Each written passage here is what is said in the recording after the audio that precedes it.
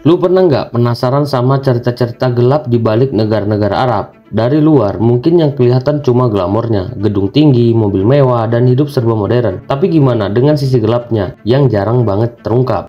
Ada banyak cerita yang kalau kita telusuri lebih dalam bakal bikin lu mikir ulang tentang kemewahan yang kita lihat. Mulai dari isu tenaga kerja asing, menurut data dari Amnesty International dan Human Rights Watch, ribuan pekerja migran yang datang ke negara-negara Arab kaya minyak sering kali dihadapkan dengan kondisi kerja yang sangat buruk. Sistem kafala di negara-negara seperti Qatar, Arab Saudi, dan UAE bikin para pekerja migran hampir nggak punya kebebasan. Sarah Ledwidson, pakar dari Human Rights Watch, menyebut sistem ini sebagai sistem perbudakan modern. Bayangin aja, mereka sering dipaksa kerja berlebihan dengan jam kerja yang panjang, gaji yang ditahan, bahkan paspor mereka juga ditahan oleh majikan. Tanpa paspor, mereka nggak bisa kabur atau bahkan keluar dari negara itu. Buat lu yang mungkin nggak tahu, sistem kafala ini seperti kontrak sepihak, di mana majikan punya kontrol penuh atas pekerja mereka. Pekerja migran ini jadi kayak suku cadang mesin yang bisa dipakai, tapi nggak dianggap penting. Ironisnya, suku cadang ini sebenarnya adalah tulang punggung pembangunan, dari bangunan megah sampai stadion-stadion untuk acara besar seperti Piala Dunia di Qatar. Jadi, apakah layak pembangunan ini dibayar dengan penderitaan ribuan orang di balik layar?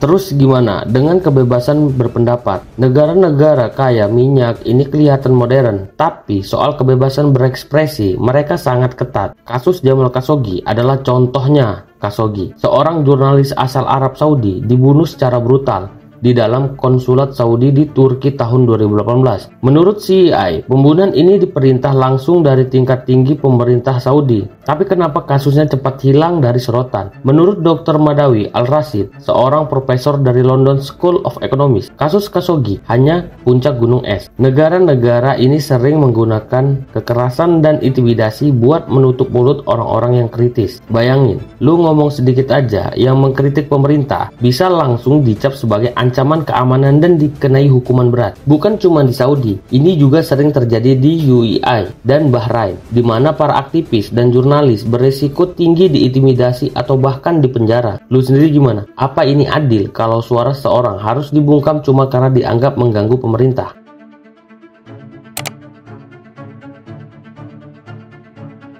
Terus, ada juga isu soal hak-hak perempuan.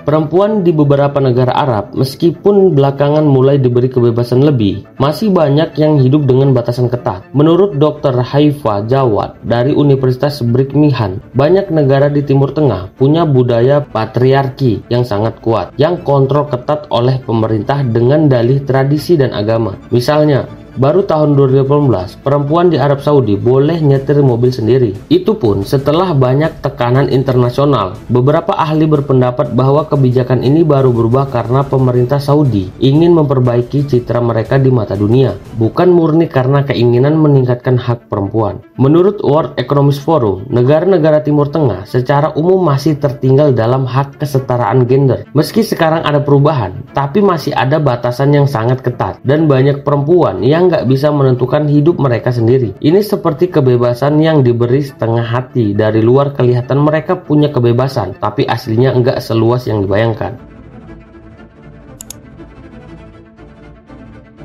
Sekarang kita masuk ke isu lingkungan. Lu tahu sendiri kalau negara-negara Arab kaya minyak adalah pemain besar dalam industri minyak dan gas dunia. Menurut International Energy Agency, negara-negara ini adalah penyumbang besar gas rumah kaca. Ironisnya, di saat dunia lagi fokus pada perubahan iklim dan transisi energi, negara-negara ini malah terus meningkatkan produksi minyaknya. Beberapa ahli iklim seperti Fatih Birol, Direktur Eksekutif International Energy Agency, sudah berkali-kali menekankan bahwa dunia enggak akan mencapai target iklim kalau masih tergantung sama bahan bakar fosil dari negara-negara ini. Sebagai contoh, Arab Saudi pernah menyatakan bahwa mereka ingin menjadi pemimpin hijau dengan proyek besar Saudi Green Initiative, di mana mereka berjanji akan mengurangi emisi. Tapi di saat yang sama, mereka masih menggantungkan ekonominya pada ekspor minyak. Jadi, apakah mereka benar-benar peduli lingkungan atau cuma strategi PR buat menarik perhatian dunia?